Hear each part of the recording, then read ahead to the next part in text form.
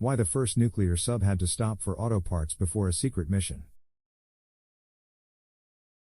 In January 1954, the United States Navy launched a game-changing new weapon for the arsenal of democracy, the first operational nuclear-powered submarine, USS Nautilus. It was the fourth vessel to bear the name of the fictional submarine from Jules Verne's 19th-century science fiction classic 20,000 Leagues Under the Seas, but it was the first to live up to Verne's vision. Since the operational abilities of Nautilus far outpaced those of diesel-electric submarines of the time, the Navy did something equally incredible with it. This new sub sailed underneath the Arctic Ocean's ice, across the North Pole, entirely underwater. Called Operation Sunshine, the mission was nearly over before it began. Luckily for the Navy, the skipper and the crew of the Nautilus, Seattle had some auto parts stores open.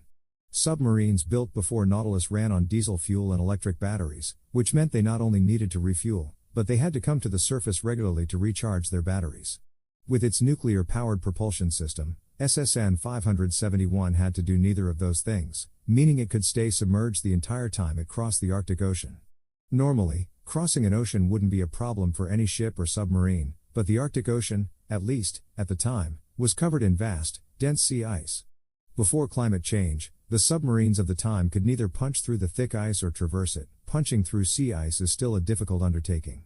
In the wake of the Soviet Union's Sputnik launch, President Dwight D. Eisenhower wanted to reassure the military, and potentially the American public, that a submarine-based missile deterrent would maintain the nuclear balance of power. Operation Sunshine was supposed to be a display of advanced American technology. The range of Nautilus changed the Cold War game under the Arctic Ocean, but someone had to make the first trip. When the submarine arrived in Everett, Washington, on June 2, 1958, it was scheduled to stay the night, then head for Seattle for another night before departing on its secret mission. It arrived in Everett to a lot of fanfare from civilians and journalists, but the vessel had a problem. A condenser unit was leaking and threatened the entire mission. You can't just send a bunch of sailors out to any old auto parts store to get materials to repair your new, game-changing nuclear submarine. Commander William Anderson, Nautilus captain, also couldn't call attention to the issue through the usual channels due to security concerns. Somewhere along the way, however, someone aboard the sub figured out they could just use BARS leaks, a popular automotive product for leaking radiators, on the condenser unit.